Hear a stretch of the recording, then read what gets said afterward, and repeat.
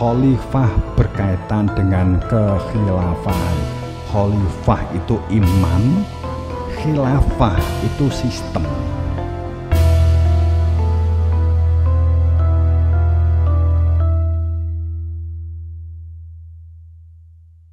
Pegangan jamus itu kalimat-kalimah sodo sahadat. Nanti sahadat yang dikanteni makna kan itu ya.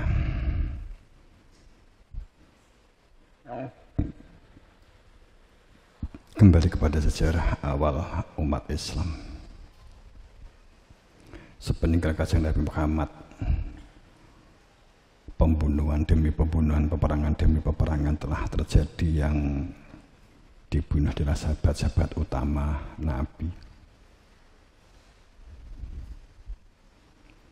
Kita ada orang mati aja kita nelesih luar biasa. Ini yang dibunuh adalah sahabat-sahabat. Kenapa tidak banyak yang ingin membongkar tentang ini?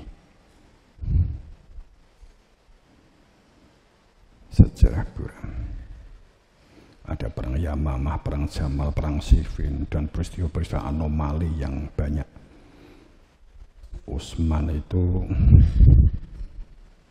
dikepung hampir 30 hari. Akhirnya yang menjaga supaya, karena dibaikot hebat, nggak boleh orang ngantarkan makanan, minuman, apalagi makanan. Akhirnya Imam Hasan dan Imam Husain ditugasi Imam Ali untuk menjaga di pintu gerbang masuk di rumahnya Utsman bin Affan, walaupun akhirnya juga terbunuh.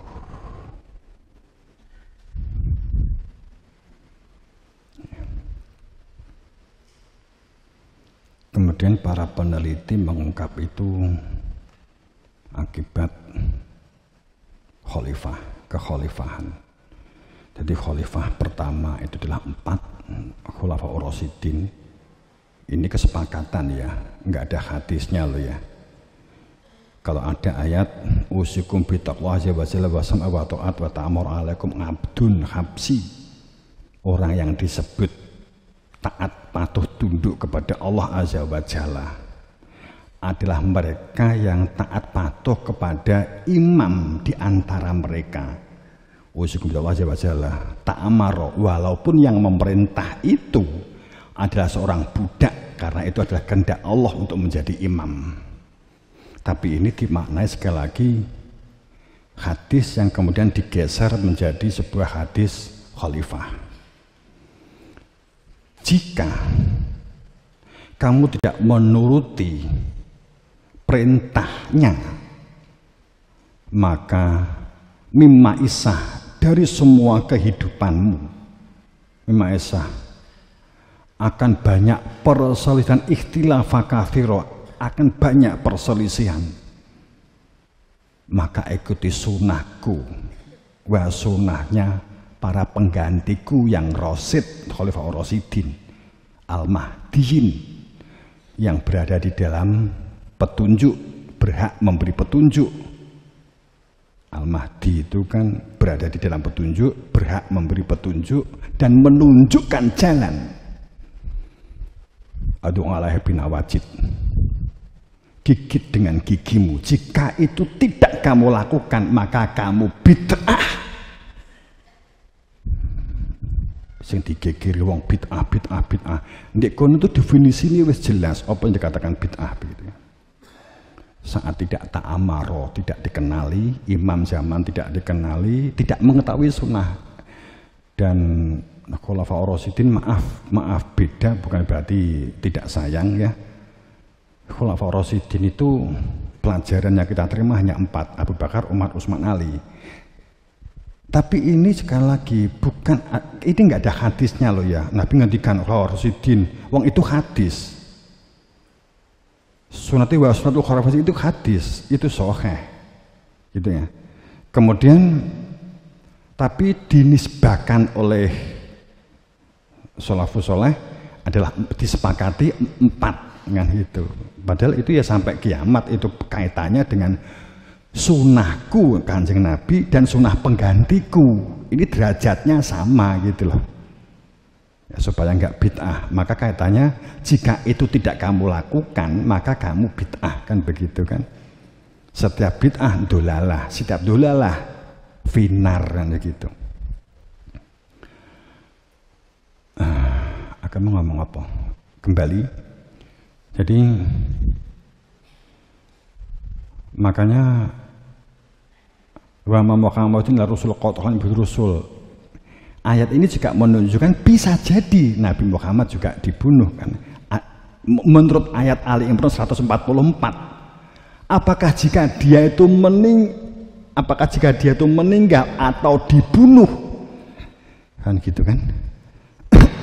Berarti kan 50-50 ayat ini. Karena 2 kalimat itu kan ada. Mata al-qutilah, apakah jika dia dibunuh atau meninggal dunia? Saya kembali. Berarti kan peperangan kan hebat.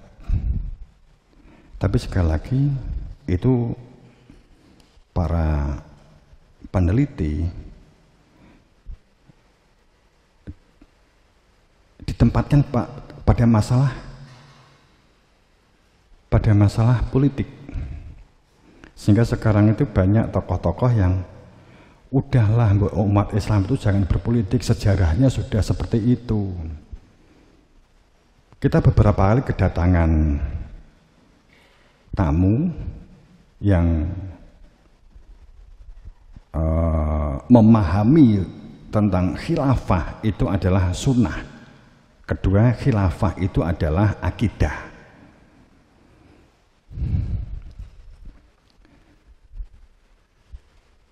Kemudian saya akan akhirnya menjelaskan khilafah itu dari kata khalifah.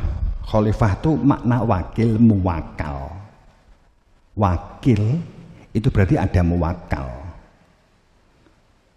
Wakil itu berarti ada yang mengutus untuk menjadi wakil.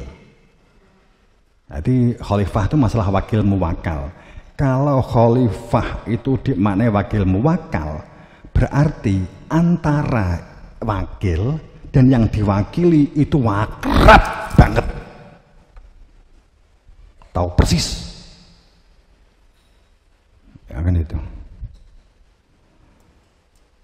Saya nggak habis pikir kenapa khalifah bermakna wakil, kemudian dimaknai sebagai jailun. Allah menjadikan manusia itu adalah khalifatu fil ard. Ini akhirnya dimaknai bahwa Allah itu nggawe khalifah itu adalah bagian dari politiknya Allah gitu kan. Allah berpolitik. Ngapain Allah berpolitik? Wong kabeh kagungan Gusti Allah kan gitu. Melu berpolitik kan gitulah. Ya. Langit bumi ini kagungan Gusti Allah. Wis gawe utusan supaya dia ikut berpolitik. Kan tidak begitu.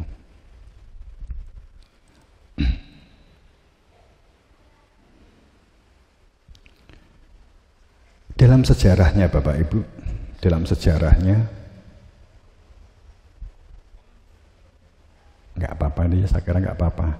Dalam sejarahnya 4 ini juga katakanlah kita asumsikan ikut pemikiran sejarah yang ada. Jadi ada khalifah Khulafaudin, kemudian Bani Umayyah, Bani Abbasiyah, Bani Utsmaniyah, kan gitu ya.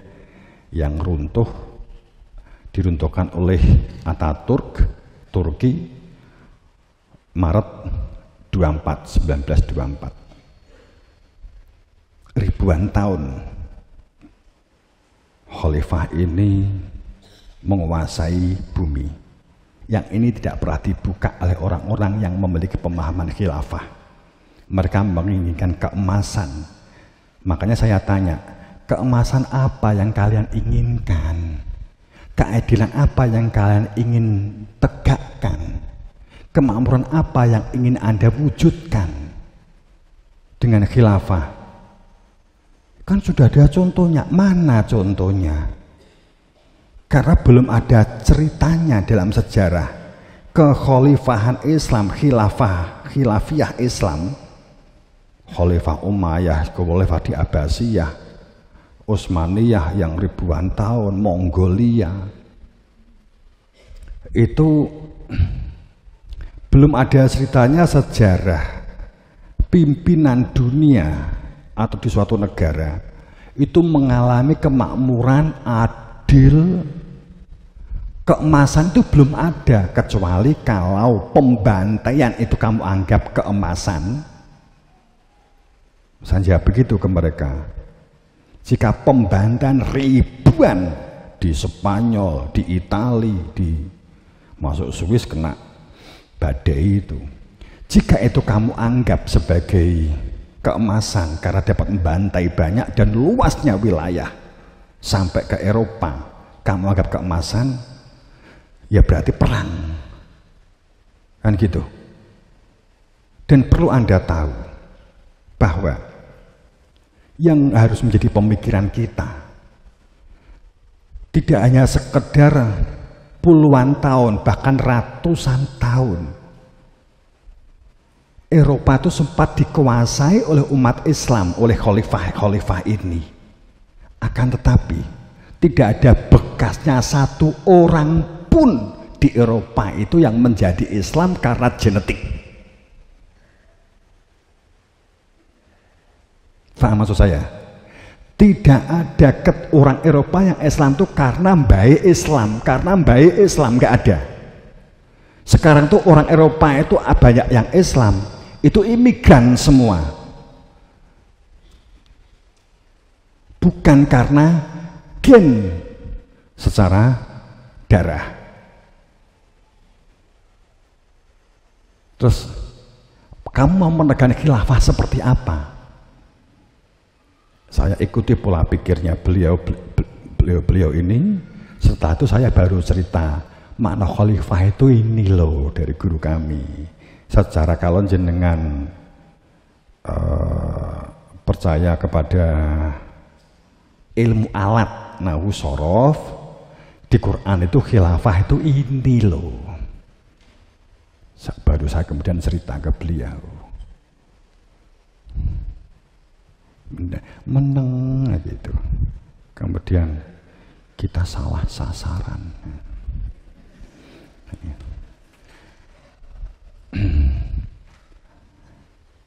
Bapak yang berbahagia, itulah keadaan yang ada sampai kita tuh mau ngangkat ayat itu tafsirannya setiap kali membaca setiap orang berbeda.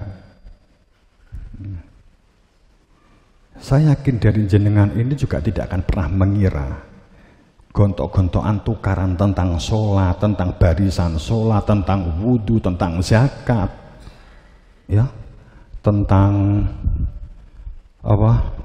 Nah, ewin duwe anak kemudian beli wedhus jenenge apa? Akekah. Sing mbok gegeri karena ini ada, saya pernah digeruduk kepala desa dan tokoh-tokoh desa itu saat ada yang akikoh, kemudian dia punya kambing 3, yang 2 itu cantik, perempuan, betina maksudnya. Kemudian yang jantan itu 1, sedang anaknya itu adalah laki-laki dan dia juga ingin mengakei dirinya. Terus Pak Yai, ini belum jamaah. Apakah saya tuh ada kambing mau nuker kambing jantan? Nah kenapa? Ya karena akikoh. Karena kan untuk akikoh kan jantan. Terkadang kan di dalam pikiran kita akikoh itu yang disembelihkan kambing jantan. Nek perempuan nggak boleh. Terkadang kita kan terselip pikiran begitu. Bener? Bener? Ya, saya kita buka. Ora enek hukume, bro. Ya. Arepe mbok belah lanang apa wedok, nek pas meteng kowe mentolo ya ora apa-apa gitu loh. Itu gak enek hadise. Cuman sudah terlanjur di masyarakat itu nek korban itu kudu lanang gitu. Itu apa? Kayak berputar gitu loh. Karena baru ada kejadian. Kemudian saya digeruduk tamu. Ya anak kiai ini gitu loh. Gimana sih Pak Yai kok membolehkan? Loh, lah apa gak entuk? Ganti aku sing bingung toh. Lho nek lanang tapi kecentet piye aku? Lanang umurnya podo lebih dari 1,5 tahun tapi kecentet cilik ngono piye aku? Sing gedhi wedok aku. Enggak ada masalah. Asal enggak sedang bunting kan begitu. Itu loh ya. Sebagai contoh. Tapi yang perlu Anda tahu tentang akikah itu interpretasi. Jadi ojo tukaran. Itu loh ya. Sholat subuh itu enak kunut atau tidak, itu interpretasi. Interpretasi itu pikiran. Gitu loh. Ijtihad masing-masing. Rasa tukaran gara-gara kuwi. Rokok haram itu interpretasi. Gitu. Mergo menteri kesehatannya wedok ya mesti gitu kan. Kena menteri kesehatan ki wis lanang neh ngerokok halal neh. Menteri agama nih ki perokok ya halal terus gitu loh. Hal yang sepele dan remeh-temeh ini yang diperdebatkan, padahal kebanyakan syariat yang dari fikih itu interpretasi. Enek paham zakat itu 2,5 kg, kowe kok 2,71, padahal mungkin sudah disepakati menjadi 2,71. Terus kowe tukaran karo bojomu gitu ya, tukaran. Persentase zakat itu interpretasi. Muzaroah, mudorobah 10%, 20%, 2,5%. Kekayaan setelah 1 tahun dihitung. Itu interpretasi. Ada penggawe bank syariah, interpretasi. Kowe nek larut makanya sing ora nggone dhewe di pondok iki bank syariah gak wani promosi nek moro rene. Ini syariah Pak Yai, syariah piye? Saya bilang begitu kan. Mergo nggawa kayak ya saya nggak nyebut lah banknya begitu. Kemudian setelah itu manajemennya kan juga pondok. Itu anu loh Pak Yai, ini dari syariah. Jadi ini Islam. Nek konvensional apa gak Islam?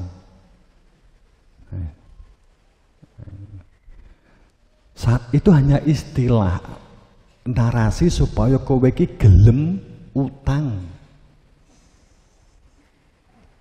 Itu loh. Aja kejebak. Rasionalmu sing dienggo. Syariah yang banyak itu cara wudu, toharoh, itu interpretasi. Maaf ya, sorry ya, sing wis terlanjur pondok dekek, sorry ya. Itu interpretasi. Ya tetap kita tularkan gitu loh. Tapi maksudku ki ojo terus kaku gitu loh ya. Mosok Erick Thohir duwe kekayaan ini luar biasa. Zakate padha karo kowe 2,5 kilogram. Lah nek awakmu 2,5 kilogram ngono ya pantes-pantes wae.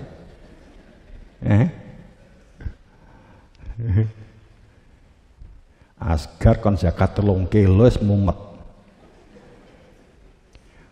Lah nek Erick Thohir 3,5 kilo ya, apa? Raffi Ahmad. Wah, Raffi Ahmad zakat 2,5 kilo. Pokoknya suatu saat roh ngono ya. Raffi Ahmad kok 2,5 kilo. Wes itu wes. Pak kan begitu. Lana petani itu zakat panennya itu 20%. Nek udan karo banyune gak biaya gitu ya, asumsinya 20%. Wes itu diyakini itu pedoman sunatullah dan itu hadis. Enggak bro, itu kesepakatan ijma' qiyas bro, gitu loh ya. Makanya masa contoh ya Pak Arik pejabat konglomerat zakatnya 2,5%. Awakmu duwe lemah mung seprapat ki piro seprapat ki 120 ru berapa meter persegi itu 1.500 2.500 meter persegi. Mbok tanduri rodok kena penyakit, panen kena 20%, balik ora modalmu.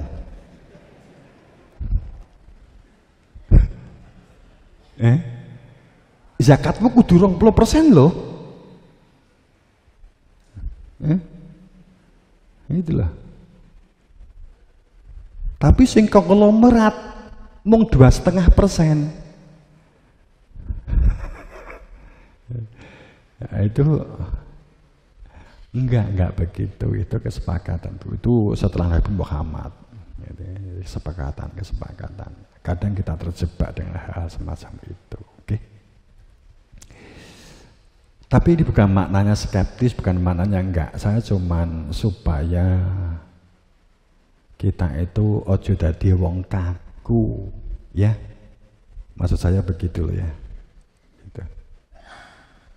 Lagi pula syariat itu enek sing duwe, syariat itu ora kok. Syariat enek sing duwe syara lakum.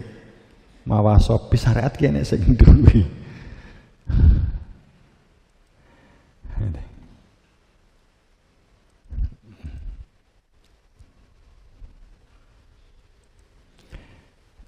Saya kira begitu. Karena nanti malam kan nggak puji. Waktunya ya meh podo, cuman kan orang ngadeg, ya tah? Kan orang ngadeg, jadi gak lungguh karo turu iso. Opong dadi ngimami di ngarepe krungu wae.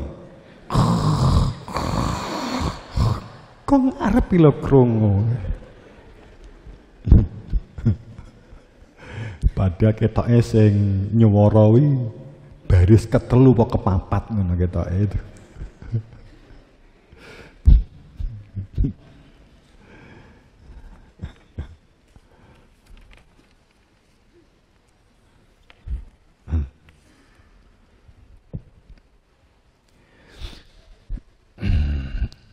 Subuh jam 4 ya.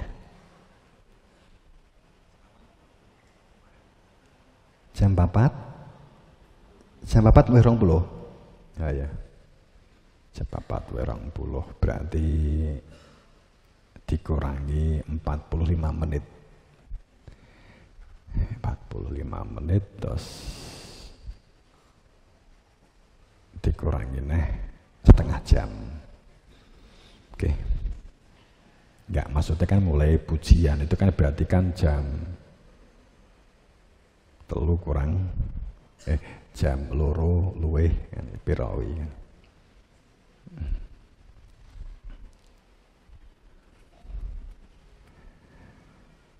Jamaah rahimakumullah, saya wanti-wantikan jenengan, kita ada dari guru kita, dari guru-guru garam puji.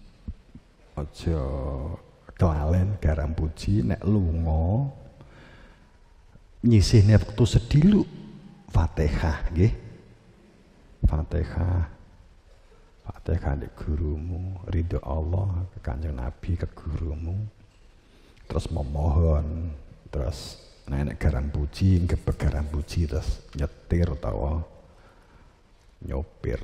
Jadi itu ya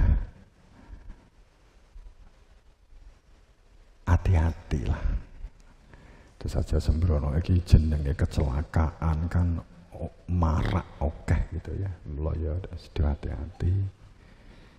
Garam puji. Kemudian di cabang ranting diwi-diwi dikuatne perilaku-perilaku budidaya pemberdayaan gotong royong lah.